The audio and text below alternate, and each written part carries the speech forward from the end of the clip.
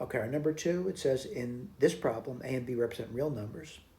It says given the maximum value and minimum value of this function, the trigonometric function of t, differ by exactly 10, what's the largest possible value of a plus b? All right, let's go to the whiteboard and write down what we've been given. Let's keep the question handy though. And we're given that f of t, this number 2, is equal to a times the sine of t plus b times cosine of t. We know this thing's periodic, by the way. What I mean by that, it's going to be a function that looks sort of like this over here, and there's going to be a max, and there's going to be a min. And what we know, the distance between those things is 10. Now you can make it trivial, and what I mean by that, you could say a is equal to 0. In that case over there, the b would be equal to plus or minus 5.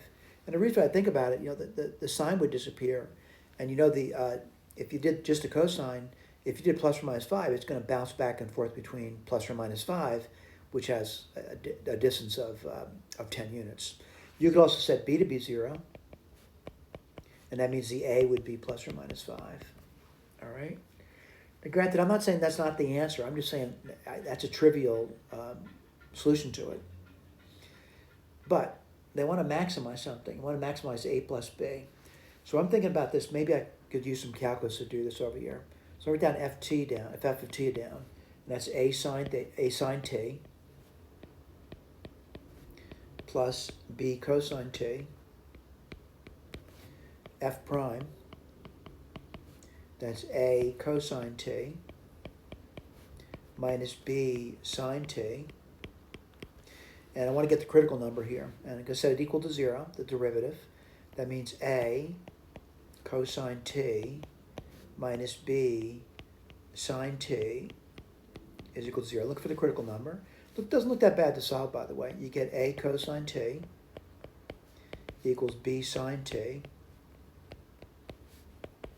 You get a over b. Divide both sides by cosine, you get tangent. Again, I have no idea what a and b are at this point, but I'm going to say b is definitely not 0 here. All right? So let's take a look. And I'm going to do this by solving for t now. And t will equal the arctan of a over b. Again, b can't be 0. However, this keeps repeating itself. I'm just saying pi n, where n is some integer value. All right, what I got to do is go back to the original problem now, and I really got to figure these guys out over here, which shouldn't be too bad. I mean, just think about it. I can get this reference triangle, by the way, to do it. And by the way, I don't know the signs of a and b, by the way.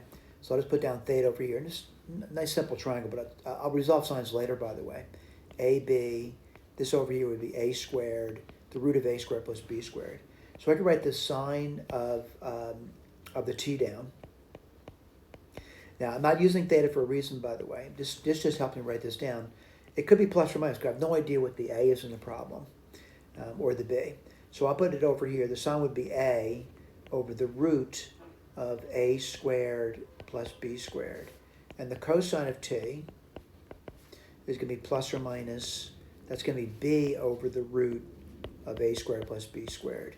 And then I'm going to plug it back in. Let's put this down now. F of t. What's f of t? I'm going to write it down again, right? It's a sine t plus b cosine t. I'm going to plug these in and see what we come up with. F of t. And what do you get there? You get plus or minus a squared over the root of a squared plus b squared, plus or minus b squared over the root a squared plus b squared. All right, and I'm going to look at this, and I want max, and I want a min from this too. All right, so I'm going to just take the positives, and you don't have to worry about the a's or the b's, what the sign is now. The positive value there would be a squared plus b squared over the root of a squared plus b squared. That's the max. What's the min it could be? You just take the opposite of it, all right? a squared plus b squared over the root of a squared plus b squared. And this is the min. What do I know? The difference between those two is 10. So it's upper minus lower, so I'd get 2 of these things.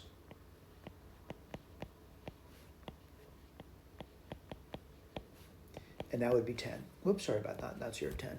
So again, upper minus lower, and that's how I get this over here.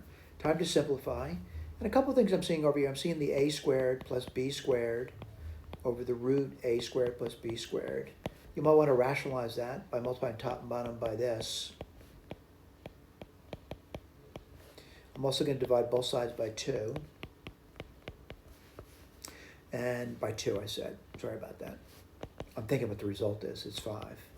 And what do you get there? Well, what's nice about when you multiply this out? It's just a squared plus b squared. And that would cancel that. And the 2 cancels off and you get this. So now I know that a squared plus b squared is equal to 25. Again, I'm in a conundrum still. And the conundrum is I'm looking to find the maximum of a plus b. So I'm trying to maximize the sum a plus b.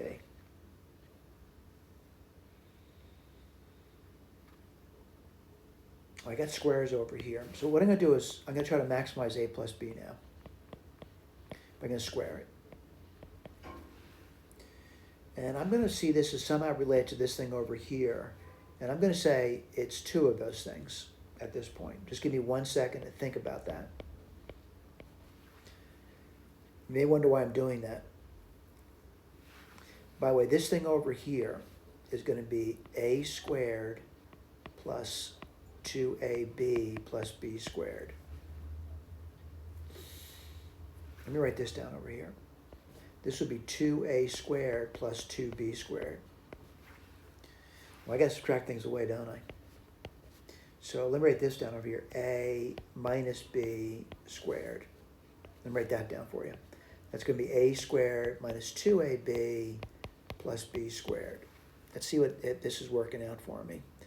Well, 2a squared minus a squared would be a squared. That works off. The 2b squared minus b squared would be b squared. And what do you get there? You get plus 2ab. That works out nicely. All right, let me tell you why I did that. Let me erase this over here.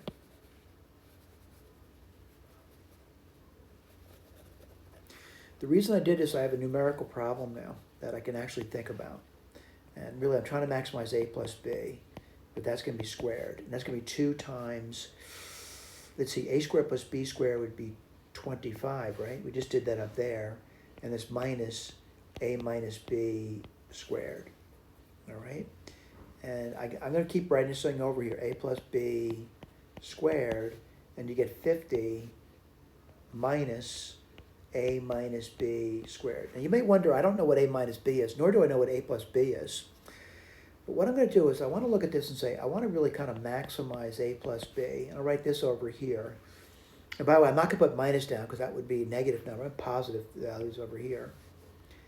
And I get this. Time for me to think. And I want this to be maximum. The way to maximize this is to realize the only way I can maximize this thing is I'm really trying to look at a minus b, and I want that to disappear to make it a maximum. And the only way I could do that is to let a equal b. Right? A equals b. That's the only way I could get this thing to be maximal at this point.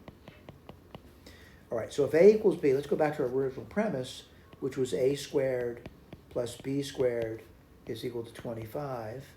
And if a equals b, what do you get? You get 2a squared is equal to 25, where you get a squared is equal to 25 over 2. Let's take a look at that. So you could say a is equal to plus or minus 5 over root 2. Let me just rationalize that. Root 2 over root 2 would be 5 root 2 over 2. But plus or minus. By the way, I want a plus b, and by the way, this also equals b now, to be max. I'm not gonna take the negatives, of course, I'll do this. So it's gonna be 5 root, whoops, sorry about that, I went different color. So it's gonna be, the A is gonna be 5 root 2 over 2 plus 5 root 2 over 2, which would give you 10 root 2 over 2, which turns out to be 5 root 2. And I think that's it. Let me make sure I read the question correctly. Go back and read it.